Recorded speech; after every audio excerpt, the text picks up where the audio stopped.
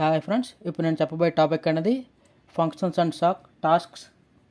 So functions tasks మనం ఎందుకు use చేస్తామంటే సబ్ రొటీన్ మెకానిజం అంటే ఇది మనం ఎక్కడో దగ్గర ఒక కోడ్ని ఒక దగ్గర రాసుకున్నట్టయితే దాన్ని కాల్ చేసుకుంటే ఆ ఫంక్షన్లో మనం ఏమేమి రాసామో డైరెక్టర్గా ఆ ఫంక్షన్లో ఉన్న వాల్యూస్ని డైరెక్టర్ మనం ఇక్కడ రీయూజ్ చేసుకోవచ్చు అనమాట. సపోజ్ నేను ఫంక్షన్ అనేది ఒక దగ్గర రాశాను అనమాట, ఇందులో ఫంక్షన్ రాశాను. నేను ఈ కోడ్లో చాలా వరకు సేమ్ కోడ్ అనే ఉంటుంది అనమాట. సో అందువల్ల లేట్ చేస్తాను. ఆ ఫంక్షన్ అంటే ఒక కోడ్ రాసి మనం ఎప్పుడైతే ఈ ఫంక్షన్ నేమ్ దీనికి F1 అనుకుంటాం, సో F1 కాల్ చేసినప్పుడు డైరెక్ట్గా ఈ ఫంక్షన్కి వెళ్ళి అక్కడ ఏమవుతుంది అది ఎగ్జిక్యూట్ అయ్యి ఇక్కడ వచ్చేస్తుంది అనమాట. సో మనం అది ఎన్నిసార్లైనా ఇలా రాసుకోవచ్చు అనమాట. ఇక్కడ ఏమవుతుంది, మన ఫంక్షన్ అనేది ఒకసారి రాస్తాం, కాకపోతే మనం నెంబర్ ఆఫ్ టైమ్స్ కాల్ చేయడం వల్ల అక్కడ ఇది రీయూజ్ అవుతుంది, కోడ్ సైజ్ కూడా తగ్గుతుంది అనమాట. సో అందుకు మనం ఫంక్షన్స్ అండ్ టాస్క్ యూజ్ చేస్తాం అనమాట. సో ఫంక్షన్ అనేది జీరో సిమ్యులేషన్ టైంలో ఫంక్షన్ అనేది ఎగ్జిక్యూట్ అవుతుంది అనమాట.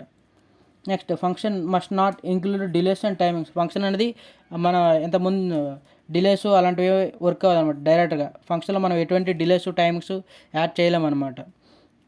Next function must have least one input argument. మన ఫంక్షన్ సింటాక్స్ చూసుకున్నట్టయితే ఇక్కడ ఇన్పుట్ ఆర్గ్యుమెంట్స్ అనేది అట్లీస్ట్ ఒకటైనా ఉండాలన్నమాట. ఈ ఆర్గ్యుమెంట్ని మనం అందులో కాల్ చేస్తామన్నమాట. కాల్ చేసినప్పుడు విత్ నేమ్తో పాటు ఫంక్షన్ నేమ్తో పాటు ఆర్గ్యుమెంట్ని మనం చేసుకున్నట్టయితే అప్పుడు ఆపరేషన్ అనేది మనకు జరుగుతుంది అనమాట. మీరు చూసుకున్నట్టయితే సింటాక్స్ ఇలా ఉంటుంది. ఫంక్షన్ విత్ ఎంతైతే విత్ ఇక్కడ ఎగ్జాంపుల్ కూడా రాశాను. సో ఇది ఫంక్షన్ విత్ అనేది నేను 770 తీసుకున్నాను. ఫంక్షన్ నేమ్ నేను ఇక్కడ సమ్ అని ఇచ్చుకున్నాను. సమ్ అనే ఫంక్షన్ నేమ్ ఇచ్చాను. సో ఇన్పుట్ ఆర్గ్యుమెంట్స్ నేను ఇక్కడ ఇన్పుట్ ఆర్గ్యుమెంట్స్ ఏమి ఇచ్చాను, A, B ఇచ్చాను అనమాట. సో బిగిన్ చేసినప్పుడు మనకి ఫంక్షన్ అంతే. మా ఇన్పుట్ ఆర్గ్యుమెంట్స్ మనం ఏం చేస్తాము, సమ్ ఈక్వల్ టు A+B. నేను సమ్ ఈక్వల్ టు A+B అని చేశాను అనమాట. అప్పుడు ఏమవుతుంది, మనం ఎప్పుడైనా ఫంక్షన్ డైరెక్ట్గా మళ్ళీ ఇంకే కోడ్లో రాసినప్పుడు డైరెక్ట్గా కాల్ చేసినప్పుడు ఈ సమ్ అని కాల్ చేసామనుకోండి, సో డైరెక్ట్గా ఇక్కడ నుండి ఈ సమ్ కనేసి వెళ్ళి ఇక్కడ లోపల ఆపరేషన్ జరిగి మనకు అవుట్పుట్ అనేది వస్తుంది అండి. సో ఈ విధంగా మన ఫంక్షన్స్ అనేది యూజ్ చేస్తాం. ఫంక్షన్లు అనేది ఓన్లీ రిటర్న్ సింగిల్ వాల్యూ వస్తుంది అనమాట.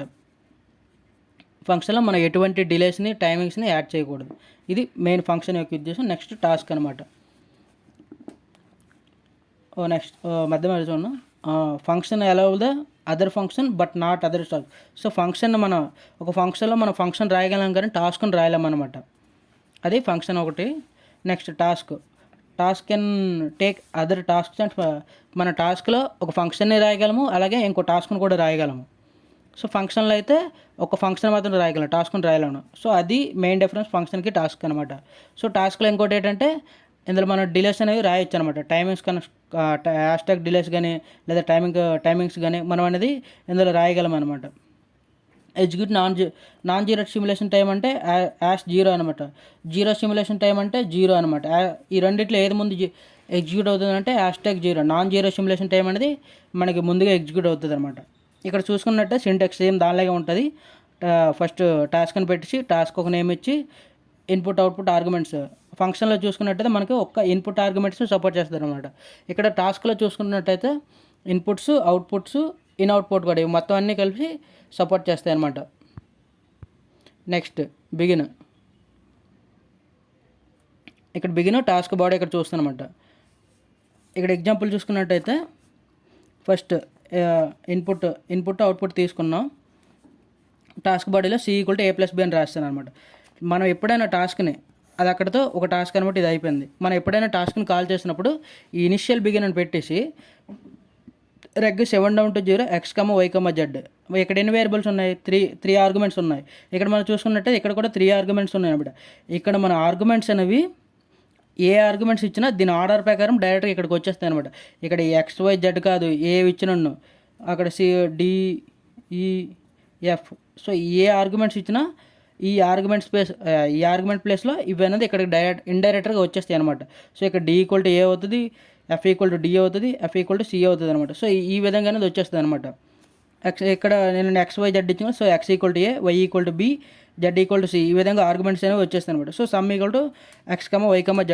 సమ్ ఇక్కడ మనం ఏం చేసాము, C = సో Z = A+B. అలాగనేసి డైరెక్టర్గా మనకు ఈ టాస్క్ని ఈ టాస్క్ని మనం ఎప్పుడు కాల్ చేస్తామో డైరెక్ట్గా ఈ టాస్క్ అనేది ఎగ్జిక్యూట్ అయ్యి మనకు అవుట్పుట్ అనేది వచ్చేస్తుంది అనమాట. సో ఈ విధంగా మనం ఎన్ని టాస్క్లైనా ఎన్ని ఫంక్షన్స్ అయినా ఒక దాంట్లో రాసుకోవచ్చు. దానివల్ల కోడ్ లెంతీగా ఉన్న కోడ్ సైజ్ అనేది మనం తగ్గించుకోవచ్చు అనమాట. ఈ విధంగా మనం యూజ్ చేస్తాం. నెక్స్ట్ ఉన్న టాపిక్లు అనేవి చాలా చిన్నవి, దాన్ని షార్ట్లోనే చూద్దాం. నెక్స్ట్ ఎఫ్ఎస్ఎం గురించి మనం తెలుసుకుందాం.